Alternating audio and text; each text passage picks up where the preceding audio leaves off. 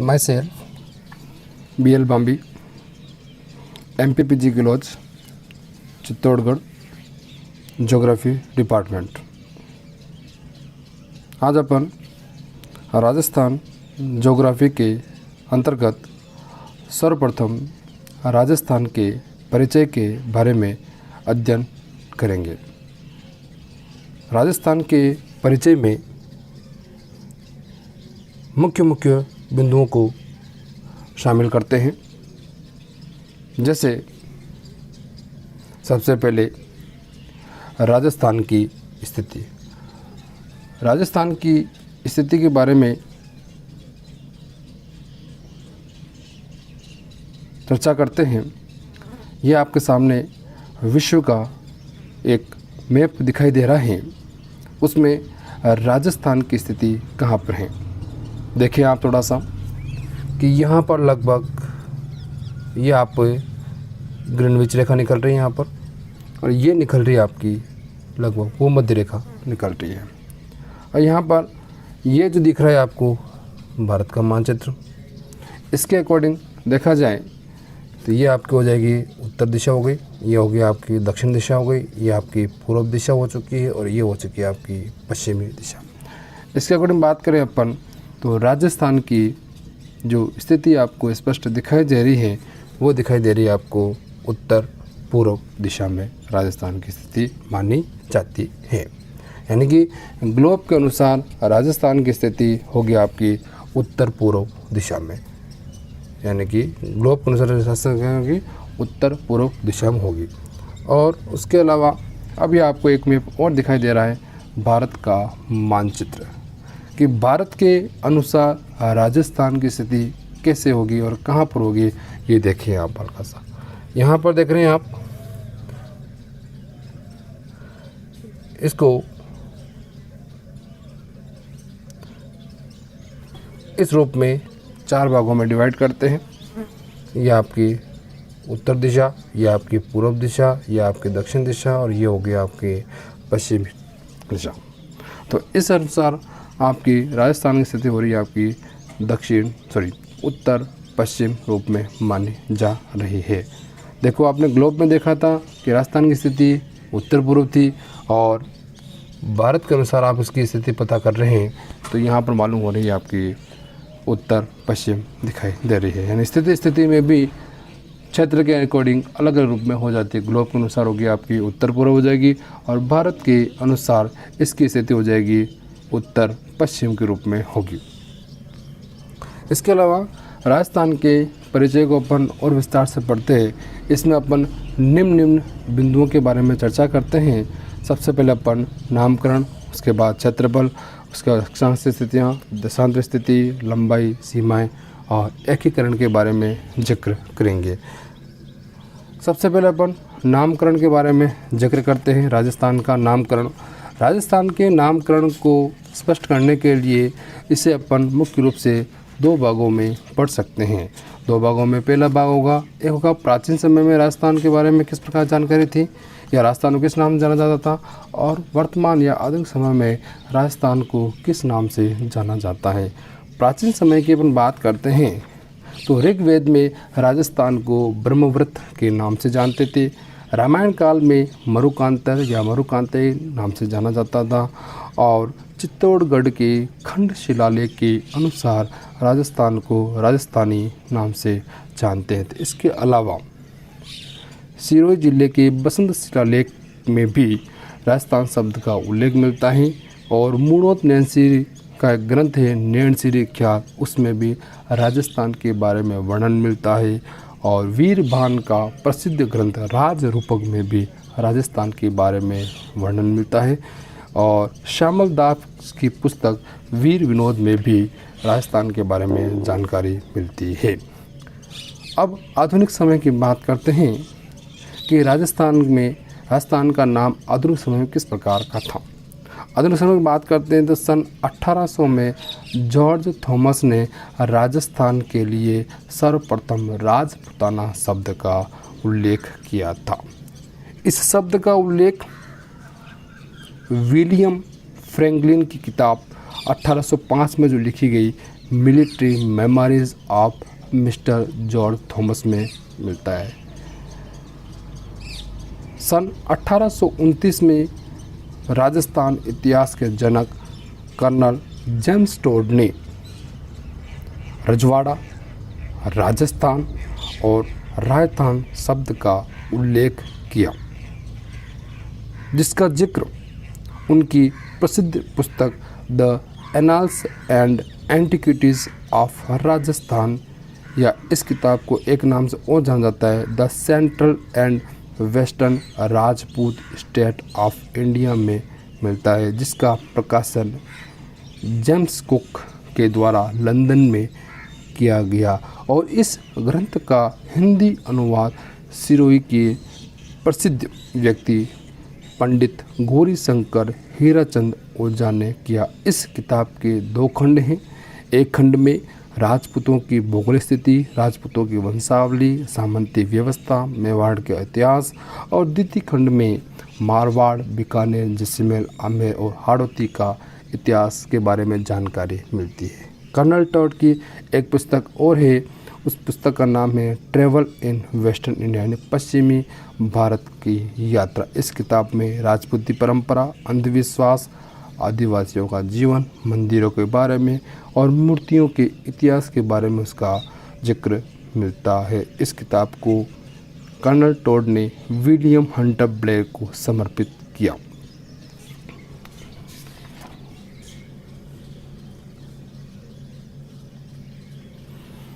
अब अपन राजस्थान के परिचय के बारे में थोड़ा सा जानकारी लेते हैं। ये आपके सामने एक मैनमेड मानचित्र दिखाई दे रहा है, इसको आप गौर से देखें आप तो राजस्थान के परिचय में सबसे पहला बिंदु आ रहा है, ये आपकी स्थिति वगैरह सब दिख रही है आपको। इसमें देखें आप,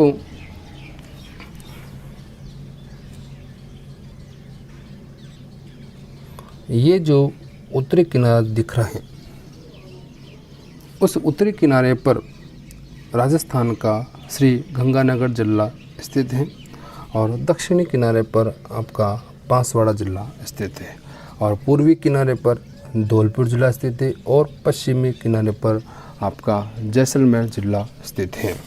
इसमें आप देख रहे होंगे कि जिले तो याद हो गए, लेकिन कभी कभार प्रतियोगी परीक्षा में ये पूछ लिया जाता है कि राजस्थान के उत्तरी किनारे पर कौन सा गांव स्थित है, तो ये भी अपन को जानकारी मालूम होनी चाहिए। राजस्थान के उत्तरी किनारे की बात करते हैं कि जिले के रूप में माना जाता है श्रीगंगानगर और तहसील के रूप में माना जाता है श्रीगंगानगर, और उत्तरी किनारे पर जो गांव माना जाता है, जो श्रीगंगानगर का कोणा गांव माना जाता है। उसी के जैसे राजस्थान के दक्षिणी किनारे पर बांसवाड़ा जिला स्थित है। तहसील की बात करते हैं तो कुशलगढ़ तहसील है और गांव की बात करते हैं तो बोरगुंड गांव यहाँ पर माना जाता है। और राजस्थान के पूर्वी सिरे की अपन बात करते हैं तो पूर्वी सिरे पर जिले के रूप में धौलपुर जिला माना जाता है। पूर्वी जिले के रूप में धौलपुर जिला माना जाता है और तहसील के रूप में राजाखेड़ा माना जाता है और गांव के रूप में सिलाना, या कई किताबों में ये लिखा हुआ है सिलावट रूप में भी मान सकते हैं। और राजस्थान के पश्चिमी किनारे की बात करते हैं कि जिले के रूप में जैसलमेर जिला, तहसील के रूप में सम तहसील और गांव के रूप में कटरा गांव। और एक चीज़ बता दूं, राजस्थान की सबसे बड़ी तहसील के रूप में सम तहसील को माना जाता है। और जैसलमेर ज़िले में राजस्थान का सबसे अंत में सूर्योदय होता है और धौलपुर ज़िले में सबसे पहले सूर्योदय होता है। ये राजस्थान के बारे में बता रहा हूँ मैं, पूरे विश्व के बारे में नहीं बता रहा हूँ मैं। इसके साथ राजस्थान के परिचय के अंतर्गत दूसरी बात करते हैं, क्षेत्रफल के बारे में अध्ययन करते हैं। राजस्थान का क्षेत्रफल 3,42,239 वर्ग किलोमीटर, या इसे एक और इकाई में पढ़ते हैं वर्ग मील के रूप में तो 1,32,139 वर्ग मील के रूप में भी अपन जान सकते हैं। ये चीज़ इसलिए बता रहा हूँ, कई बार प्रतियोगी परीक्षा में वर्ग किलोमीटर न दे करके वर्ग मील में पूछ ली जाती है और ये बेसिक जानकारी अपन को मालूम होनी चाहिए। भारत के कुल क्षेत्रफल का लगभग 10.41% राजस्थान का माना जाता है और सन 2000 के बाद में राजस्थान राज्य मध्य प्रदेश से छत्तीसगढ़ के अलग होने के बाद में भारत का क्षेत्रफल के अनुसार सबसे बड़ा राज्य बन चुका है। लगभग सन 2000 के बाद में कब बना? सन 2000 में मध्य प्रदेश से छत्तीसगढ़ के अलग होने के बाद में। अब अपन बात करते हैं राजस्थान की अक्षांश स्थिति। राजस्थान की अक्षांश स्थिति और राजस्थान का अक्षांश विस्तार दोनों अलग अलग है। सबसे पहले अपन राजस्थान की अक्षांश स्थिति के बारे में चर्चा करते हैं। राजस्थान की अक्षांश स्थिति 23 डिग्री 03 मिनट उत्तरी अक्षांश से लेकर 30 डिग्री 12 मिनट उत्तरी अक्षांश तक मानी जाती है और राजस्थान का जो अक्षांश विस्तार है वो है लगभग 7 डिग्री 9 मिनट, यानी कि जो आपको 23 डिग्री 3 मिनट और 30 डिग्री 12 मिनट उस दोनों का अंतर निकाल दिया जाता है तो उसका विस्तार हो जाता है। अब ये दोनों जो संख्याएं मैंने बताई हैं आपको कि 23 डिग्री 03 मिनट और 30 डिग्री 12 मिनट कहाँ पर स्थित है। कई बार पूछ लिया जाता है कि गंगानगर किस अक्षांश पर स्थित है या उदयपुर किस अक्षांश पर स्थित है। ये अपन को मालूम होना चाहिए कि 30 डिग्री 12 मिनट कहाँ पर आ रहा है और 23 डिग्री 3 मिनट कहाँ पर स्थित है। देखें यहाँ थोड़ा सा मैप में, तो ये जो गंगानगर वाला जो उत्तरी किनारा जो आ रहा है आपका, यहाँ पर माना जाता है कि 30 डिग्री 12 मिनट उत्तरी अक्षांश और यहाँ पर मान जाएगा आपका 23 डिग्री 03 मिनट उत्तरी अक्षांश। अब आप सोच रहे होंगे कि मैंने दोनों जगह इसका शब्द का उपयोग किया उत्तरी अक्षांश उत्तरी अक्षांश उत्तरी अक्षांश। ये क्यों कह रहा हूँ मैं, ये थोड़ा सा एक विश्व को मैप पर जाकर के थोड़ा सा समझेंगे आप। थोड़ा सा ये आपका विश्व का मैप में ये आपकी हो गई, आपकी ग्रीनविच रेखा हो गई, आपकी ग्रीनविच रेखा, और ये हो गया आपकी भूमध्य रेखा। अब आप जानते हैं कि ये दिशा होगी आपकी उत्तर दिशा, ये होगी आपकी पूर्व दिशा, ये होगी दक्षिण दिशा और ये होगी आपकी पश्चिम दिशा। इसके अकॉर्डिंग बात करते हैं अपन, तो भूमध्य रेखा से उत्तर वाले हिस्से को बोलते हैं उत्तरी गोलार्ध कहते हैं और भूमध्य रेखा से दक्षिण वाले हिस्से को क्या बोलते हैं अपन को दक्षिणी अक्षांश के रूप में जान सकते हैं। मैंने पहले बताया कि ग्लोब के अनुसार राजस्थान की जो स्थिति मानी जाती हैं वो होगी उत्तर पूर्व दिशा में स्थित है। अब उत्तर पूर्व दिशा में मैंने कहा कि राजस्थान आपका कौन सा गोलार्ध मारा है, आपका उत्तरी गोलार्ध मारा है, इसीलिए अक्षांश विस्तार में राजस्थान का जो क्षेत्र माना जाता है या जो विस्तार माना जाता है वो होगा उत्तरी अक्षांश होगा। देखो आप, ये जो आपका क्षेत्र आ रहा है यहाँ पर क्षेत्र राजस्थान जो दिख रहा है आपको हल्का सा, क्यों ये दक्षिणी अक्षांश में नहीं आ रहा है, इसलिए राजस्थान के जो अक्षांश विस्तार की अपन बात कर रहे हैं मैं दोनों तरफ, इसीलिए ये नाम लिया कि 23 डिग्री 03 मिनट उत्तरी अक्षांश से लेकर के 30 डिग्री 12 मिनट उत्तरी अक्षांश माना जाता है, जो लगभग गंगानगर के आसपास में 30 डिग्री 12 मिनट होगा और बांसवाड़ा के आसपास 23 डिग्री 03 मिनट। और एक चीज़ साथ में एक चोर ऐड कर लेते हैं अपन कि इसके जो बांसवाड़ा में 23 डिग्री 03 जो अक्षांश निकल रही है, इस अक्षांश क्षेत्र माना जा रहा है, उसके पास में ही 23.5 डिग्री उत्तरी अक्षांश में एक प्रमुख अक्षांश गुजरती हैं, उसे कहते हैं अपन कर्क रेखा के रूप में जान सकते हैं। कर्क रेखा राजस्थान के 2 जिलों से गुजरती है, एक है डूंगरपुर और एक है बांसवाड़ा। अब अपन अक्षांश विस्तार की बात करते हैं कि राजस्थान का जो अक्षांश विस्तार है 7 डिग्री 9 मिनट। इसका तात्पर्य ये है कि 7 डिग्री 9 मिनट यानी कि कह सकते हैं कि राजस्थान के मानचित्र से लगभग 7 अक्षांश रेखाएं गुजरती हैं। कितनी गुजरती है? 7 अक्षांश रेखाएं। राजस्थान के अक्षांश विस्तार से लगभग 4 गुना छोटा है, यानी भारत का जो अक्षांश विस्तार है राजस्थान कितना छोटा है? 4 गुना, यानी कि यहाँ पर आ रहा है राजस्थान का कितना 7 आ रहा है, तो भारत का जो अक्षांश विस्तार होगा लगभग 28 से ऊपर होगा। और राजस्थान के मानचित्र से मुख्य अक्षांश की बात करते हैं तो कर्क रेखा या 23.5 डिग्री उत्तरी अक्षांश गुजरती है। अब हम बात करते हैं राजस्थान के देशांतरी स्थिति।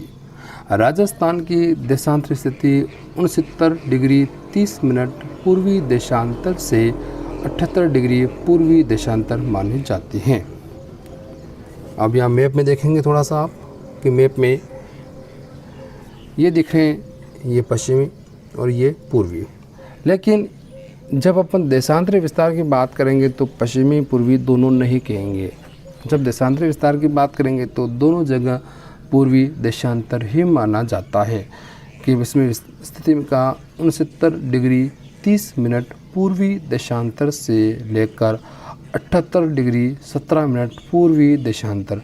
यहाँ पर पूर्वी देशांतर क्यों कह रहे हैं, ये भी एक बार हल्का सा मैप में देखें आप। विश्व का मैप में ये आपका विश्व का मैप दिख रहा है आपको, देखो इस विश्व का मैप में ये हो गया आपकी ग्रीनविच रेखा हो गई और ये हो गया आपकी भूमध्य रेखा हो गई। अब ये 0 डिग्री जो दिख रही है ये आपकी कौन सी दिशा होगी, उत्तर दिशा हो गई, ये होगी पूर्व दिशा, ये होगी दक्षिण, ये होगी पश्चिम दिशा। अब अपन देशांतरी विस्तार की बात कर रहे हैं, यानी कि इन खड़ी रेखाओं की बात कर रहे हैं, इस खड़ी रेखाओं की बात कर रहे हैं अपन। इन खड़ी रेखाओं में ये दिशा दिख रही है आप पूर्व। देखो राजस्थान तो आपको मालूम है, यहाँ पर राजस्थान आपका, इस राजस्थान के देखो विश्व में देख रहे हैं तो राजस्थान की स्थिति किस तरह, उत्तर पूर्व मारी, यानी पूर्व दिशा मारी आपकी। तो देशांतरी विस्तार जो आपका किस साइड में आ रहा है, पूर्व में। देखो पश्चिम बिल्कुल नहीं आ रहा, किस साइड में आ रहा है आपका, पूर्व दिशा में आ रहा है। इसीलिए अपन देशांतरी स्थिति की चर्चा अपन पूर्वी देशांतर रूप में ही पढ़ते हैं। राजस्थान का जो देशांतरी विस्तार जो माना जाता है 69 डिग्री 30 मिनट से लेकर के 78 डिग्री 17 मिनट माना जाता है। और विस्तार की बात करते हैं तो लगभग 8 डिग्री 47 मिनट माना जाता है। अब ये दोनों जो संख्याएं बताई मैंने आपको 69 डिग्री 30 मिनट और 18 डिग्री से कहाँ पर है, देखें आप, ये जैसलमेर वाला जो क्षेत्र दिख रहा है आपको, जैसलमेर वाला क्षेत्र के आसपास में ये आपका अक्षांश हो जाएगा, देशांतर हो जाएगा 69 डिग्री 30 मिनट हो जाएगा। और यहाँ पर हो जाएगा आपका 78 डिग्री 17 मिनट पूर्वी देशांतर होगा। अब आप सोच रहे होंगे इन छोटी चीज़ों को क्यों चर्चा कर रही है, कई बार पूछ ली जाती है। भले ही ये ना पूछे कि जैसलमेर का देशांतर स्थिति कहाँ पर है या धौलपुर कहाँ पर, लेकिन जैसे मान लीजिए पूछ लिया कि जोधपुर का देशांतरी विस्तार कहाँ पर है, या ये पूछ लिया कि जयपुर का कहाँ पर है। अब अपन इस आंकड़े को यहाँ ले आए या इस आंकड़े को यहाँ ले आए तो थोड़ा सा कन्फ्यूज़न हो सकते हैं अपन की। 78 यहाँ ले आएंगे तो अपन कह देंगे जोधपुर का लगभग 80 करीब हो जाएगा, और 69 को यहाँ अपन कह देंगे 70 करीब हो जाएगा। तो ये अपन को मालूम होना चाहिए कि पश्चिमी किनारे पर कौन से देशांतर आ रहा है और पूर्वी किनारे पर कौन सा देशांतर। एक किनारा अलग चीज़ होती है और देशांतरी स्थिति एक अलग बात होती है, ध्यान रखें।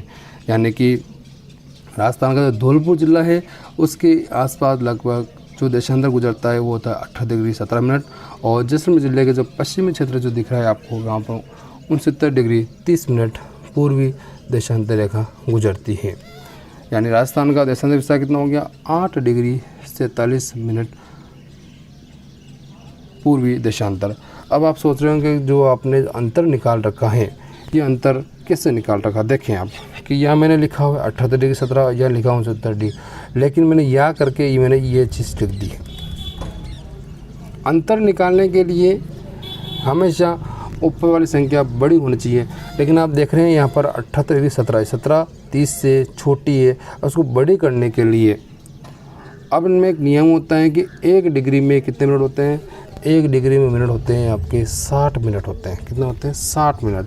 अब मैं 78 डिग्री का 1 मिनट में 17 दे देता हूँ तो कितने हो जाएंगे, 77 डिग्री 77 मिनट। कितने हो गए, 77 डिग्री 77 मिनट। अब आराम से इसको अपन अंतर निकाल सकते हैं। 77 डिग्री 77 मिनट से 69 डिग्री 30 मिनट अंतर निकाला अपन ने, कितना हो गया, 8 डिग्री 47 मिनट पूर्वी देशांतर हो गया, जो भारत के देशांतरी विस्तार के लगभग 3.5 गुना छोटा है। छोटा है यानी कि यहाँ 8 आ रहा है तो वहाँ कितना हो जाएगा, लगभग कितना हो जाएगा आपका 8 3 24, यानी कि लगभग वही हो जाएगा 28 के करीब या 28-29 के करीब हो जाएगा। राजस्थान के मानचित्र से लगभग कितनी देशांतर गुजरती है, 9 देशांतर रेखाएं गुजरती।